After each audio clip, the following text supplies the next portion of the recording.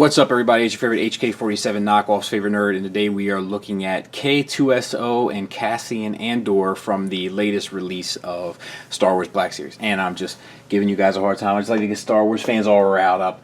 HK47 just seems to be very similar to this new character, droid-wise. Only time will tell, but I'm definitely getting that vibe, which kind of lends from that discussion we were having yesterday. Don't worry about it. Let's move on. Today we're not going to waste too much time with introductions. We kind of know what's going on, so let's just get down to it. And we'll start with Cassian. He comes with this blaster. It looks very Star Wars, like Episode 4 blaster-esque, so that makes sense, right?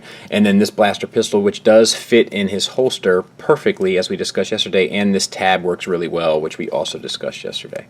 And then this he can hold as well, and he holds it fairly well. Not as well as the blaster, but fairly well. We'll talk about these.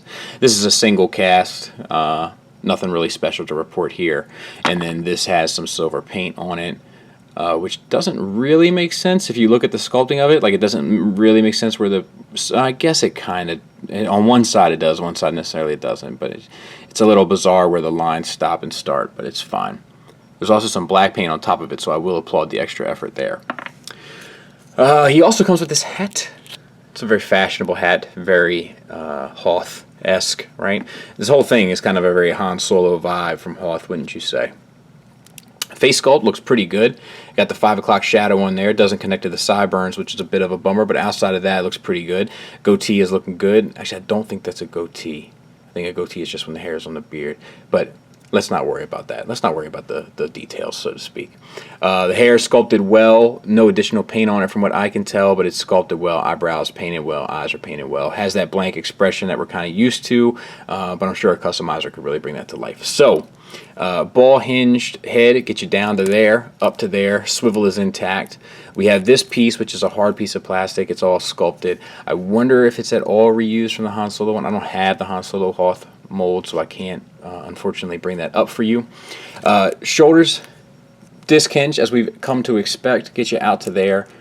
Swivel all the way around. No bicep swivel, but you do get it at the elbow per usual. The elbow is super chunky, so it's a little strange, but I think if you get it posed, it'll be fine. All this stuff is sculpted, all the wrinkles are sculpted, and the paint is applied very well here. No wrist swivel, which is slightly surprising. It just means that this is extra sculpt work, which is cool. And then we have a wrist with a hinge up and down, which is good for a pistol, and a holding hand. Another holding hand on the other side, but not like a staff weapon to go in it. I hate that kind of stuff. I'm not sure if I talked about that a good bit yesterday or not. But opposing hand and a trigger hand is all you should have if your accessories are such, or if you wanted to hold the two guns, two trigger hands, but not a hand that holds like a melee weapon on a figure that doesn't come with a melee weapon. I don't like that kind of stuff. Cut it out. Get it out of here. Ball joint for the waist. So the swivel is there, a little bit up, a little bit back, so to speak, and all that works well. The paint is done well on the undersuit in addition. Floating piece here, which does fit seamlessly with the torso, so that all works really well. The beige paint looks good, brown paint looks good, silver paint looks good throughout. T-jointed ball joints for hips, get you out to there, forward and back to there. Thigh swivel is at the bottom, and that's a little snug, but shouldn't cause you... Ooh, that one's really snug. It's probably the... Yeah, so that's weird. I didn't notice that. So the holster is actually glued, or yeah, I'm going to go with glued onto the pants. That's probably to not break up the sculpt, but as a result you lose the thigh swivel there. So that's a bit of a bummer. All the pads and stuff look good. All the sculpt work looks good. Not a lot of washes on these. That's something I meant to point out yesterday. I feel like in the past they used to do washes when they had all these wrinkles, really bring out the depth and detail, but I don't really see too much of that here. Double jointed knee. Little tight. It's because of the bulkiness of the pants, and it totally destroys that knee, but looks fine. I mean, destroys it in terms of sculpt, not plastic. And then ankle tilt slightly up, a good bit down, and the rockers intact. So that's all well and good. Silver paint on the buckles looks good as well. So a very nothing extra here, but everything is kind of where it should be. And then we have this fella, which I gotta say is a great sculpt. It's a tremendous likeness to the character. It's going to look fantastic on a shelf. The only problem is posing him, and we'll talk about why. So the head is on a ball peg from the neck into the torso, which is a nice move. So you get down to there, up to there, and then it also has a ball joint going from here into the head, and you get a little bit extra out of there, but not much, but you do get the swivel. So that all works well and good. I'm not sure about, see, I think that this silver bits here are supposed to look like battle damage. I'd have to look at some images of the movie to tell, but they don't look like battle damage. They just look like somebody got sloppy with a paintbrush. That looks like battle damage more. That a bit more, which I think this is trying to do here on the head, but you need to do something to that. You can't just splotch silver on there and expect it to look like battle damage. It doesn't. The eyes, on the other hand, are painted really well, as is all the detailing in the kind of mouthpiece down in here. All looks good. So for the torso, you have a ball joint going from this middle bit to the top. Great range. Swivel's good. You get back to there. Nothing really, oh yeah, maybe a little bit forward if you turn it a bit, and so that all works. Now for these arms, they're on ball hinges, but okay, there it goes. Mine was stuck. So you get out to there, which is kind of impressive. And what they did this time was, see, I was getting ready to slam this, but good thing I checked again. What they did this time was they have it so the armor goes inside of the torso in order to get the look, and I think that works really well. I think it's a smart, cheap way to go about it.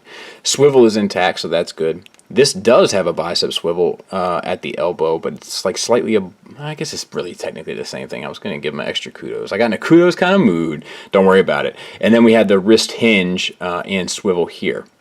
I kind of feel like we could have got some finger swivel there, like these long fingers. They would have lent themselves to that.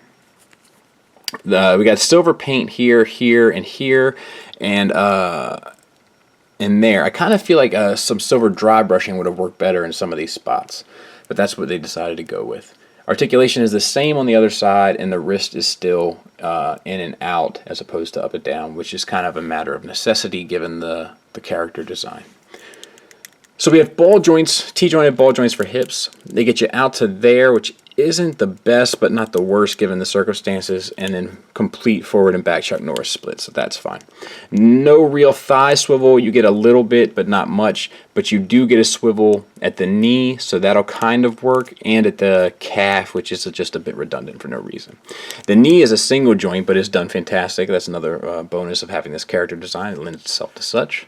And then for the ankles, you get a tilt all the way back, all the way forward, and a proper old school ankle rocker. So that's cool. That's really well done. And it's kind of the same silver detailings throughout, and then this orange paint there at the pelvis, which looks really sharp, and around the shoulders. So all in all, pretty cool figure. And size comparison wise, there he is with Pajama Jammy Jam Luke. So the one is exceptionally taller, and I think the other one is like an adult male and should be about where he is. It's good. And to round things off, here is my 3 3/4 collection. Now, these are original trilogy heroes, and then some characters are kind of from the EU and stuff and go beyond that. And then more original trilogy heroes and some EU stuff that kind of goes beyond that. And prequel trilogy Jedi. A lot of units. That's kind of the reward of a 3 3/4 collection, is the numbers. And then prequel trilogy heroes, and then Jabba's Palace characters, and then additional aliens like bounty hunters and Cantina, and then the bar and Attack of the Clones, and then original trilogy Empire. And some EU characters. More original trilogy Empire, mainly just troopers. And then separatists. You're sounding like a separatist. And the Clone Army.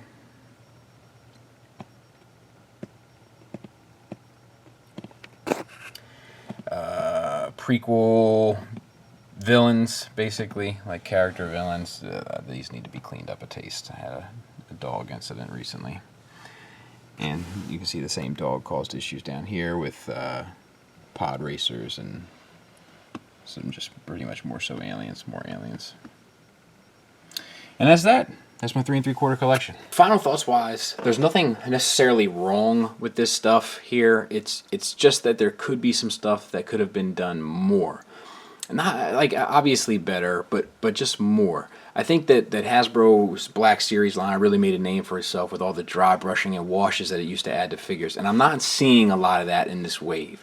If they would have added a wash to the fur along his collar, if they would have added a wash to the all of the sculpted stuff in here and on the coat, it would have really brought a lot of these details to life. This is something that they were doing for a while that was really blowing my mind, and I'm not seeing a lot of that here. There's much more of it on him, but it's like even here I feel like dry brushing would have been a better move than kind of this blotchy paint they have in different places. That being said, they're both original molds as far as I can tell, and they're both really good in the sense of likeness and in the sense of posing on the shelf. So at $20 price point, I think it's a no-brainer. I think that they should definitely pick it up. My only other complaint is that there's a Kylo Ren unmasked and a Rey repackaged in this wave as well, and I kind of feel like Black Series could be a bit more prolific in their releases. We're getting repackaged stuff a lot, and I think in the next wave we're getting a Jyn repackage and a Death Trooper repackage. So it's just like, man, give me the characters. Do you know what I mean? Like, I want to get my whole Rogue Squadron team built. I want to have it on the shelf ready by the time that movie drops.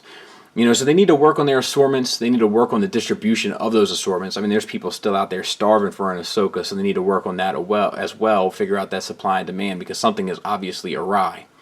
And, you know, get back to adding that little bit of extra TLC, that little bit of extra love, that little bit of extra oomph that we used to expect out of the Black Series that we were never getting with Marvel Legends, and we were never getting with Transformers, and we were never getting with other typical run-of-the-mill Hasbro merchandise. So let's get back to that. Let's get back to making this line special again, because the sculpts and stuff are still great. Thanks for listening. Thanks for watching. Until next time, take care.